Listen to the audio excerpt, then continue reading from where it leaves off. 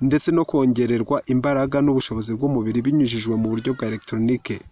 Umuntu akaba yabasha gukora nka mudasobwa kubera ubumenyi budasanzwe bamusharijemo, binyujijwe muri puce cyangwa se microchip zacengejwe mu mubiri mu ibanga cyangwa biguze.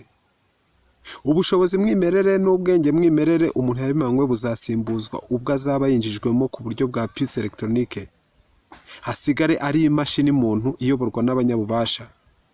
Igeragezwa ryabyo ryaratangiye kera kandi nawe mwamaze kubibona. Hari ibihugu bimwe na bimwe byagiye bisaba abaturage babo, bagiye basaba ko babashyira mu utwo tuntu, cyane cyane mu gihe cya corona, kubera ko iyo babaga bagushyizemo microchip, igihe barebaga muri systeme bahitaga babona ko wamaze kwakira urukingo. Bivuga ngo urukingo no gushyirwamo ako kantu, kuba bashobora kukabona ko kari mu mubiri wawe birahagije kugira ngo bavuge ko wakingiwe. Ikiremwa muntu kiribasiwe cyane, ndetse kikaba kirabasiwe n'ibiremwa muntu mugenzi wacyo. Tuzakomeza mu kindi gice kivuga ku byagomba kugerwa mu 2010. Mukomeze kugira ibihe byiza.